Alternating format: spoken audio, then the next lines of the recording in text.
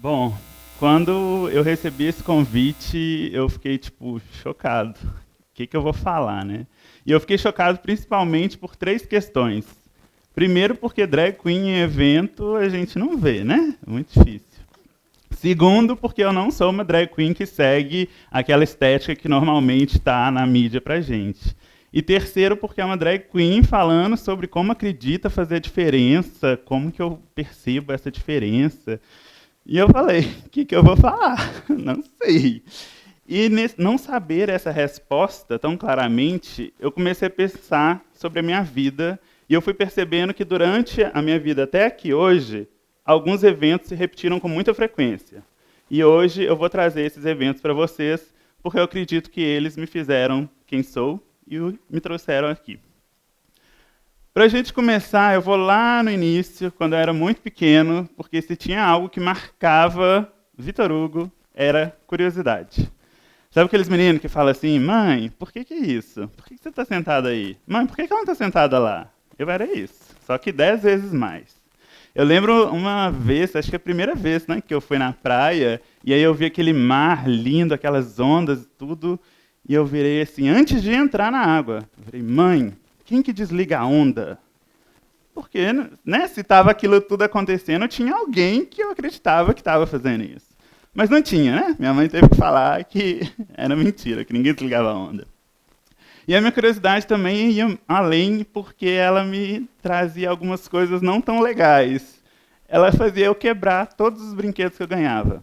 Eu não contentava em ver um carrinho lá andando, e eu vi aquilo, gente, isso é muito óbvio, esse carrinho andando. Mas o que está por trás desse carrinho?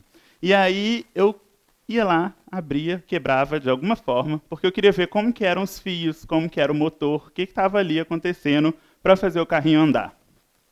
Junto com essa questão da curiosidade, se teve uma outra coisa que marca minha infância, é que eu tinha interesses um pouco diferentes da maioria.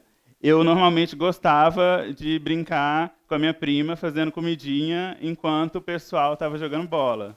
Eu gostava de andar com um quadro negro embaixo do braço, parar todos os meus colegas porque eu queria ensinar alguma coisa. E aí, por ter essa diferença muito evidente, eu paguei um preço, né? Meus colegas não interpretaram aquilo bem e começaram a falar assim: ah, Vitor Hugo é gay. Olha, ele vai ficar dando aula para todo mundo? Ele é gay, ele é gay. E aí, durante muitos anos, isso repetiu, repetiu, repetiu, e eu passei a acreditar que era verdade. Se eu sou tão diferente, quando eu chego, as pessoas falam que eu sou gay, eu devo ser gay. Né? Não tem outra explicação. E aí, eu pensei comigo, gente, toda vez que eu chego num lugar, alguém me olha diferente, alguém pensa que eu sou gay na minha cabeça. Eu não quero ser essa vergonha para minha mãe, porque isso é uma coisa muito ruim, então não vou deixar minha mãe sofrer, né, desse tanto.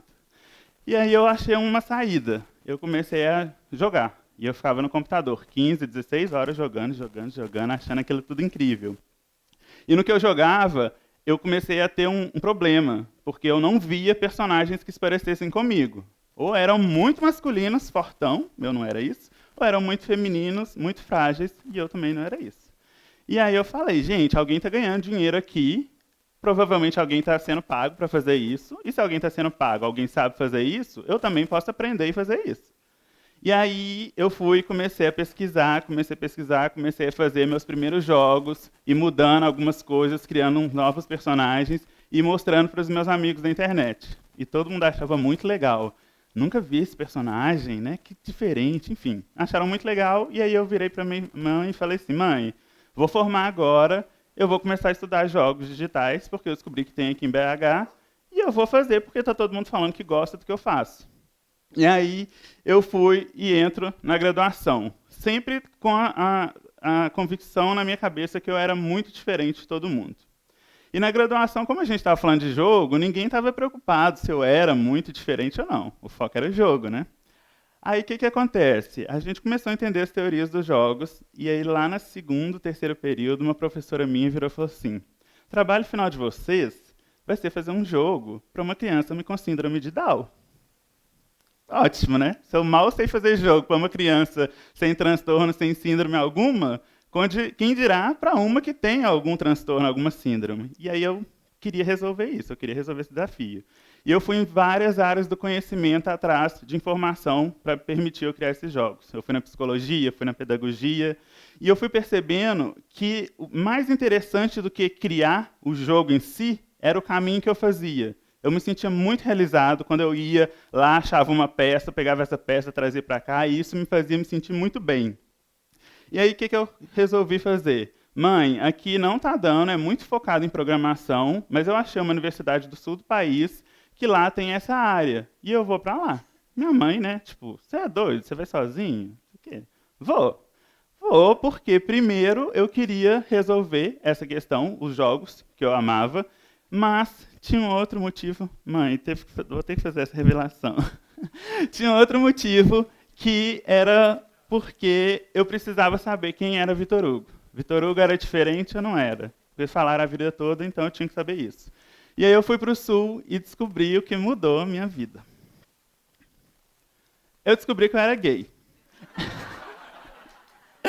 E aí, quando eu descobri que era gay, gente, vocês nunca tiveram indo? Vão numa balada gay, porque vocês vão ver só música divertida, só coisa legal, todo mundo te olhando, e aí você vai perceber que você se sente reconhecido, que as pessoas te olham e você existe no mundo. E quando a gente existe no mundo, é uma coisa assim indescritível essa situação. Como eu estava lá fazendo jogos, estudando e tudo, eu comecei a questionar os meus amigos. Será que nós gays não estamos nos jogos? Você se vê nos jogos? E aí, eles também tinham diferentes opiniões e tudo, e eu falei, eu preciso saber mais precisamente sobre isso. E o que eu fiz? Comecei a pesquisar. Fui fazendo pesquisa com todo mundo, e essas pesquisas, embora aqui não tenham trago nenhuma validação, nada de interessante, nenhum insight muito útil, vocês vão ver que daqui a pouco ela vai mudar a minha vida. Formei no Sul, a vida me trouxe para BH, e aí eu entrei numa confecção de roupa. Até então eu não gostava de moda, minha mãe comprava minhas roupas, mas eu entrei numa confecção de roupas, e eu tinha que saber o que eu estava fazendo. E eu comecei a fazer, fui me interessando, e nessa confecção começou a ter um incômodo muito grande para mim. Na hora do almoço, ficava todo mundo parado no celular.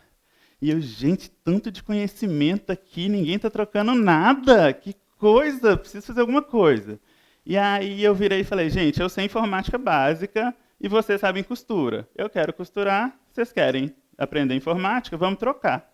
E a gente começou a trocar, foi costurando, eu fui aprendendo a costurar, fui interessando para aquilo, e com 1 ano, mais ou menos, de serviço, eu fiquei sufocado. Sufocado porque eu trabalhava na parte administrativa, e na parte administrativa eu me sentia num círculo, preso, eu não podia fazer muita coisa, eu não podia ir muito além, e a costura me permitia ir para onde eu quisesse ir, mas muito além desse círculo. E eu falei, não dá mais, não consigo trabalhar assim. E aí eu saí, focado já em voltar para a área de jogos. Quando eu voltei para a área dos jogos, eu fui atrás de uma equipe e tudo, e nesse meio do caminho, eu conheci um programa, meus amigos me apresentaram um programa sobre os participantes que criam diferentes personagens, fazem roupas, fazem coisas muito diferentes. Eles falaram assim, é sua cara isso, é um exercício de criatividade para você. Por que você não faz? Enfim, vai lá e faz. Aí eu falei, gente, tá, mas eu tenho que entender isso. E aí eu comecei a acompanhar, comecei a pesquisar e tudo, e eu vi que era muito legal. E eu virei e falei, eu quero ter essa experiência. Mesmo que seja um personagem que dure alguns minutos, algumas horas, eu quero ter essa experiência. E aí surge a Vitória Invicta, que é um personagem, é uma performance artística que a base dela é não ter um rosto. Ela é a diferença, a minha diferença materializada. Cada dia ela é uma coisa, se eu acordo uma semana de um jeito, ela é de um jeito, se eu acordo mal, ela é de outro jeito. E isso, pessoalmente, me satisfaz muito, porque eu participo de todo o processo. E se isso me satisfaz pessoalmente, e os jogos? Eu gosto de jogos, eles também me satisfazem. Por que eu não posso unir essas duas coisas? E aí eu falei, lembra aquelas pesquisas lá atrás? Elas apareciam com muita repetição que as pessoas queriam jogos que eram muito diferentes, que traziam personagens muito diferentes. E se eu tinha, de um lado, um personagem meu, que era muito diferente, as pessoas queriam personagens diferentes, por que não juntar essas duas coisas? Eu juntei essas duas coisas, E aí eu já tinha uma equipe, né, formada, eu falei, gente, vamos criar jogos, né, que é uma drag queen. Eu decidi, eu falei, não vai ser mais Vitor que cria jogos, vai ser Vitória que cria jogos, porque eu represento uma parte do que essas pessoas têm interesse, e é uma satisfação minha pessoal. E aí a gente desenvolveu o nosso primeiro projeto, e vieram algumas coisas que a gente não esperava. A gente começou a ter um tanto de feedback, e aí os mais feedbacks mais variados possíveis. Uns muito positivos, uns muito negativos, só que as pessoas estavam falando da gente. E antes de eu me sentir muito mal com o que estava vendo, ou muito feliz, eu era muito curioso e eu quis ver um pouco o que estava à frente disso. Eu pensei assim, por que isso está acontecendo? Será que não tem nenhuma justificativa para esses feedbacks que estão sendo dados para mim? E aí minha ficha caiu. Eu falei, gente, nós estamos num mundo que está todo mundo brigando por atenção. Eu estou trazendo a minha diferença e eu estou tendo a atenção das pessoas. Se eu estou tendo a atenção das pessoas, eu tenho a oportunidade de mostrar que a minha diferença é muito legal, a diferença delas também pode ser muito legal, e que o mundo é diferente. E é isso que faz o mundo ser divertido, ser diferente. A partir desse momento, então, eu virei e falei, olha, agora eu só vou trazer jogos focados na diferença, porque é uma oportunidade que eu tenho, que eu vejo, de mudar o mundo, porque as pessoas precisam entender que a diferença que é o que deixa o mundo mais interessante. Nessa jornada, né, para a gente entrar num finalizar aqui, eu percebi diversas coisas. Eu aprendi uma infinidade de conceitos, passei por diversas áreas, mas eu aprendi principalmente que o Vitor não se resume a Vitor, o Vitor não se resume a Vitória, o Vitor se resume a uma infinidade de possibilidades. E é isso que faz o Vitor criar jogos tão diferentes, porque ele tem a liberdade de ser quem ele quiser, ainda mais dentro de um jogo. Mas, se eu pudesse responder aquela pergunta que eu abri essa conversa hoje, o porquê de eu estar aqui em cima desse palco, eu diria que o motivo que me trouxe aqui foi porque eu tive a convicção, desde o início, de que fazer a diferença não é sobre ter dinheiro, reconhecimento ou poder. É sobre deixar de lado quem você é, se colocar no lugar do outro e ver o mundo com novos olhos. Muito obrigado.